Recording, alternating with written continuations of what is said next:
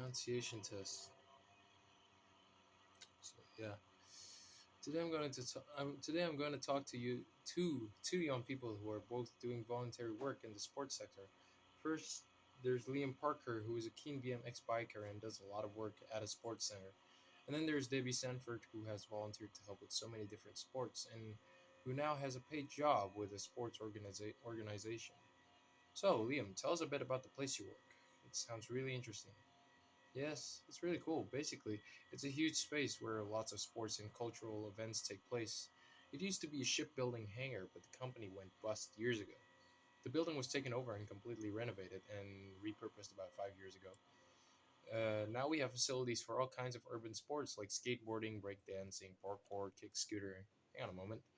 Can you explain the last two? A kick scooter is just a normal scooter with a handlebar, deck, and wheels, but now we have stunt scooters and special ones for racing.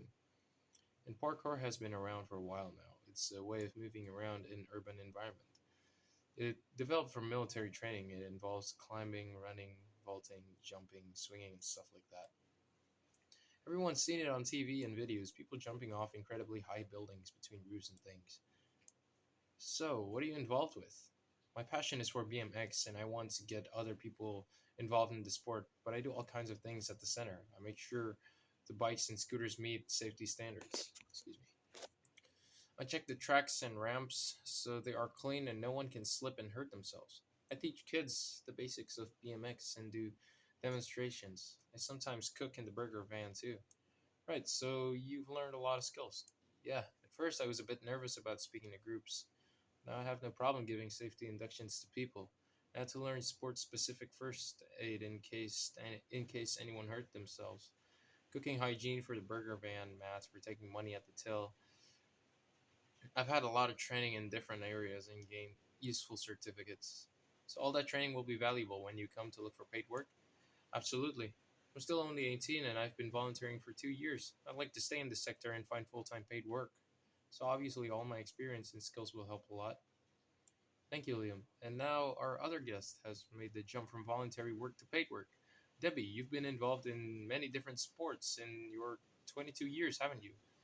Yes, quite a few. I started off playing football at county level and then got into coaching. I reckon that I wouldn't have been able to play football without the help of volunteers. So when I had the chance to help other people, I did. Then I started a degree in sport development, and I realized that lots of people like me would soon have a degree and be looking for a job, and I'd need more experience to compete with them all. So you volunteered again? Yes, I spent a year helping with an online sports volunteering bureau and volunteered at various events, including a cricket tournament, a table tennis championship, and a half marathon.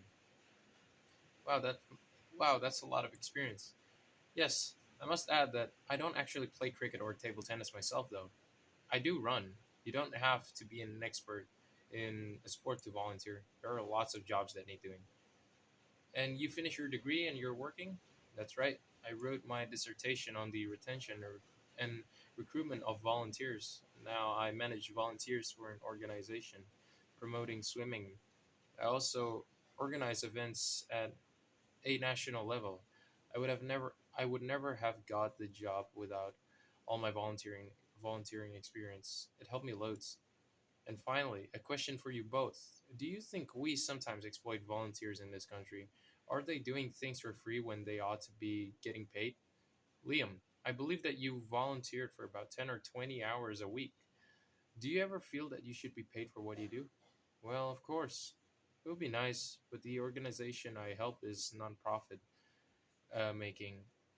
It couldn't really afford to pay all the volunteers at the moment. I'm happy to do what I love and gain experience of dealing with the public. I'm living with my parents and they are paying my keep. In the future, I'll have to look for paid work.